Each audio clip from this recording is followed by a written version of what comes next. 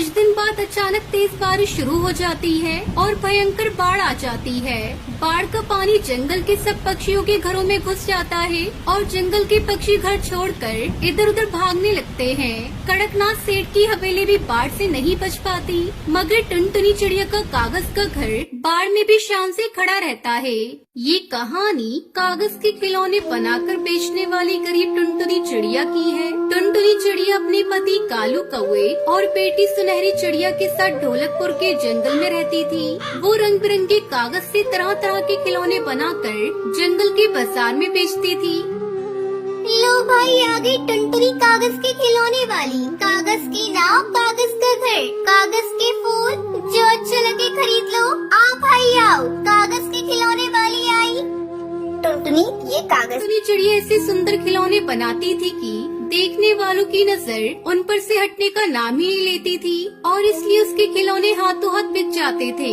एक दिन टुनटुनी चिड़िया जंगल के बाजार में खिलौने बेच रही थी कि तभी दो कबूतरी शहर के जंगल से टुनटुनी चिड़िया के पास आती है और उससे कहती है, हमारा कागज के खिलौनों का कारोबार है। हमने सुना है कि आपके जंगल में कई चिड़िया और कौवे कागज के खिलौने बनाती हैं। इसीलिए हम आपके जंगल में कागज के खिलौने बनाने की एक छोटी सी प्रतियोगिता रखने जा रहे हैं। उस प्रतियोगिता में जो पक्षी प्रथम आएगा उसे हमारी तरफ से 1 लाख का इनाम मिलेगा।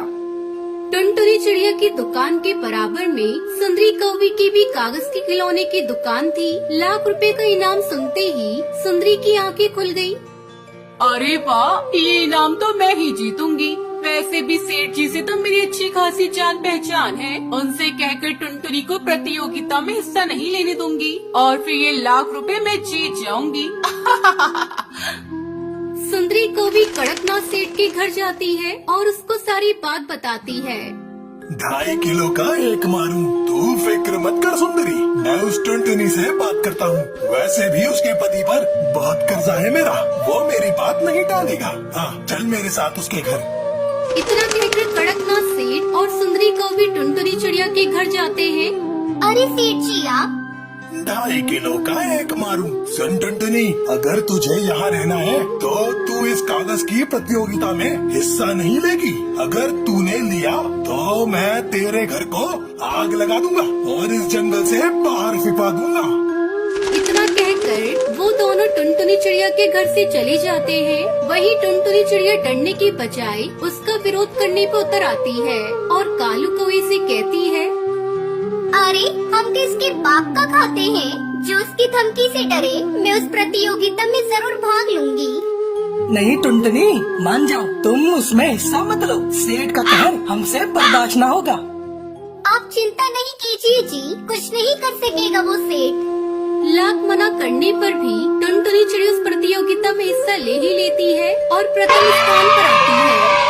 हमें आपके बनाए पेपर टॉय बहुत पसंद आए टुनटुनी जी, इसलिए अब आप हमारे लिए खिलौने बनाएंगी और ये रहा 1 लाख का इनाम। बधाई हो। कड़कनाथ सेठ को जब इस बात का पता चलता है तो उसका खून खौल उठता है। वो टुनटुनी चिड़िया से दुश्मनी करने लगता है।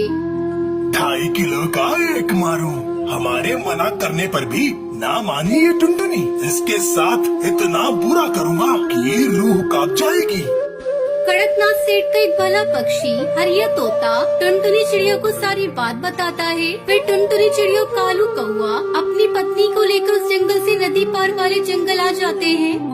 2.5 किलो का एक मारूं, कहाँ गए सब? सुनो पक्षियों, आग लगा दो इसके घर में। सेठ के ये कहते ही उसके पक्षी टुनटुनी चिड़िया के घर में आग लगा देते हैं। वहीं टुनटुनी चिड़िया कालू कौवा अपने लिए घर ढूंढने लगते हैं। जंगल के थोड़े दूर जाने पर उन्हें घायल पक्षी मिलता है जो दर्द से करहा रहा होता है।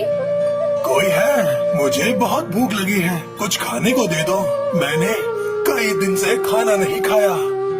उसकी आवाज सुनकर टुनटुनी चिड़िया कालू कौवा वहाँ पहुँचते हैं। क्या हुआ आपको? आपके कैसे चोट लग गई? मैं अपने बच्चों के लिए दाना लेने जा रहा था। रास्ते में मुझे कुछ जंगली पक्षी मिल गए और उन्होंने मेरा ये हाल कर दिया। टुनटुनी चिड़िया अपनी पोटली में से उसे रोटी दे देती है। जैसे ही वो रोटी खाता है वो एक लाल परी में बदल जाता है। टुनटुनी चिड़िया कालू कौवे से देखकर हैरान हो जाते हैं। मुझे मुझे देखकर तुम दोनों हैरान मत हो टुनटुनी, तुम एक भली चिड़िया हो और मैं तुम्हारा इम्तिहान ले रही थी। तुमने अपनी भूख की परवाह नहीं की और मुझे अपनी रोटी दे दी। सुनो टुनटुनी, तुम कागज के खिलौने बनाती हो ना, आज से तुम्हारे हाथों में वो जादू होगा कि तुम अपने मन में जो भी सोचकर किसी कागज को छुओगी वो कागज वैसा ही बन जाएगा। ये कहकर वो लाल परी वहाँ से गायब हो जाती है। टुनटुनी चिड़िया खुशी से फूली नहीं समाती और वो इधर उधर से ढेर सारे कागज इकट्ठे करने में लग जाती है। इतने सारे कागज क्यों इकट्ठा कर रही हो टुनटुनी? कालू जी, हम इनसे अपना घर बनाएंगे, कागज का आलीशान घर। ये सुनकर कालू कौवा हैरानी में पड़ जाता है और टुनटुनी चिड़िया से कहता है, अरे ये क्या पागलपन सवार हो गया है तुम पर भला? कागज का घर तो पानी में गल सकता है, आग में जल सकता है और आंधी तूफान में उसके परखच्चे उड़ सकते हैं। आप देखते जाओ जी, ऐसा कुछ भी नहीं होगा। ये कहकर टुनटुनी चिड़िया दिन रात कागज का घर बनाने में लगी रहती है और ये आलीशान घर बना ही लेती है। फिर घर में लगे कागज को छूकर मनी मन कहती है, ये कागज लोहे से भी मजबूत हो जाए। बस टुनटुनी चिड़िया की ये कहते ही घर में लगा कागज लोहे से भी मजबूत हो जाता है। टुनटुनी चिड़िया और कालू कागज के बने घर को देखकर बहुत खुश होते हैं। कुछ दिन बाद अचानक तेज बारिश शुरू हो जाती है और भयंकर बाढ़ आ जाती है। बाढ़ का पानी जंगल के सब पक्षियों के घरों में घुस जाता है और जंगल के पक्षी घर छोड़कर इधर उधर भागने लगते हैं। कड़कनाथ सेठ की हवेली भी बाढ़ से नहीं बच पाती, मगर टुनटुनी चिड़िया का कागज का घर बाढ़ में भी शान से खड़ा रहता है। फिर टुनटुनी चिड़िया कालू कौवा अपनी बेटी सुनहरी के साथ कागज के बने घर में खुशी खुशी रहने लगते हैं। ये कहानी टुनटुनी नामक चिड़िया की है जो जंगल में दरिया किनारे एक शौचालय में अपने दो छोटे बच्चे रानी चिड़िया और लाडो चिड़िया के साथ रहती थी। टुनटुनी चिड़िया ने उसी शौचालय में अपना घर बना लिया था। एक दिन सवेरे, माँ, मुझे इस शौचालय में बहुत बदबू आ रही है, हम कब तक यहाँ पर रहेंगे माँ? बेटी, अब यही हमारा जीवन है, हमें यहीं रहकर अपनी आगे की जीवन को बिताना होगा। काश तुम्हारे पिता हमारे बीच होते तो वो हमें इस अवस्था में कभी नहीं पड़ने देते। माँ, इस जंगल के सारे पक्षी हम पर हंस रहे हैं, हमारा मजाक बना रहे हैं। सब कहते हैं हम बहुत गंदे पक्षी हैं, हम ऐसी गंदगी में रहते हैं। रानी बेटी, हमें जीवन में कभी अपनी गरीबी और अपने कपड़ों में शर्म महसूस नहीं करनी चाहिए। आज हम जिस मुकाम पर हैं, हो सकता है हमारा आने वाला कल इससे बेहतर हो जाए। माँ, 4 दिन से हम इस शौचालय में रह रहे हैं, 4 दिन से हमने कुछ भी नहीं खाया। अब तो भूख के कारण बहुत बुरा हाल हो रहा है माँ। हाँ बेटी, तुम दोनों यहीं रुको, मैं अभी भोजन की व्यवस्था करती हूँ। तब तक आप लोग कमेंट में बताएं 7+7 कितने होते हैं। टुनटुनी चिड़िया वहाँ से उड़कर जंगल में आती है और काफी समय तक इधर से उधर चक्कर लगाती है, पर उसे कुछ खाने को नहीं मिलता। आखिरकार वो थक हार कर एक डाल पर जाकर बैठ जाती है। हे भगवान, कब तक मुझे और मेरे बच्चों को इस गरीबी की अवस्था में रहना होगा? 4 दिन से मेरे बच्चे भूखे प्यासे शौचालय में रह रहे हैं और मैं अपने बच्चों की भूख कैसे मिटाऊं? कहां से अपने बच्चों के लिए भोजन लाऊं? तभी वहाँ पास में कालू कौवे का घर था जो बड़ा ही धनी पक्षी था। वो अपने घर के बाहर आता है और अपने घर में रखा 2 दिन का बासी भोजन लाकर घर के बाहर फेंक देता है। ये देखकर टुनटुनी चिड़िया तुरंत उस भोजन के पास जाती है जिस पर बहुत सारी मक्खियाँ उड़ रही थी और बहुत ही बदबू आ रही थी। अरे, ये तो जरा सा ही भोजन है, अगर मैंने इसमें से थोड़ा खा लिया तो मेरे बच्चे भूखे रह जाएंगे, उनका पेट सही से नहीं भरेगा, क्या करूं? तभी टुनटुनी चिड़िया को उस भोजन पर बैठी चींटियां दिखाई देती है। चलो मैं इन चींटियों को ही खाकर अपना पेट भर लेती हूँ, कम से कम मेरे बच्चों के लिए भोजन तो साफ सुथरा हो जाएगा। माँ अपने बच्चों के खातिर उस भोजन में लगी सारी चींटियों को खा लेती है और उस भोजन को साफ सुथरा करके अपने बच्चों के पास ले आती है। खाना देखकर दोनों बच्चे झटपट उस खाने को खा जाते हैं। 4 दिन के बाद आज भरपेट भोजन करने को मिला। अच्छा बच्चों, अब सो जाओ, अंधेरा होने वाला है, मैं शौचालय का दरवाजा बंद कर देती हूँ। टुनटुनी चिड़िया शौचालय का दरवाजा बंद कर देती है और तीनों माँ बेटी वही शौचालय में सो जाते हैं। ज्यादा चींटियों को खाने की वजह से टुनटुनी चिड़िया की तबीयत बहुत खराब हो जाती है और वो वही बेहोश हो जाती है। देखते ही देखते सवेरा हो जाता है। टुनटुनी चिड़िया अब तक बेहोश थी। अपनी माँ को बेहोश देखकर रानी और लाडो चिड़िया जोर जोर से रोने लगती है। लाडो बहन, तुम यही माँ का ध्यान रखना, मैं बाहर से किसी की मदद लाती हूँ।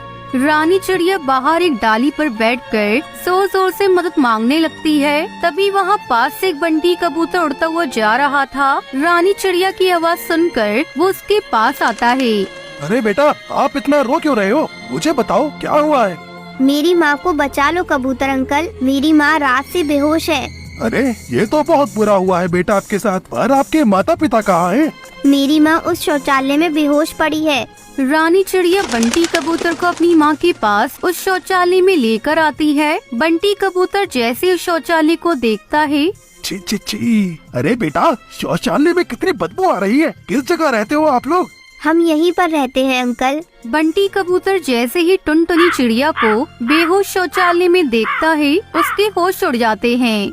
ये तो मेरे बचपन की दोस्त टुनटुनी चिड़िया है। अरे टुनटुनी उठाओ। अरे तुम यहाँ पे कैसे आ गई? टुनटुनी चिड़िया होश में आ जाती है। वो जैसे ही बंटी कबूतर को देखती है, उसके भी होश उड़ जाते हैं। अरे बंटी, तुम यहाँ कैसे?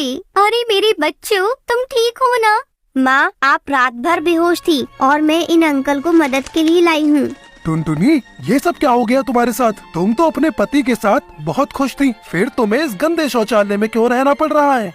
बंटी, मैं तो अपने पति के साथ अपने बड़े से घर में बहुत खुश थी, पर एक दिन न जाने किसकी नजर हमारी खुशियों पर लग गई। ये बहुत लंबी कहानी है।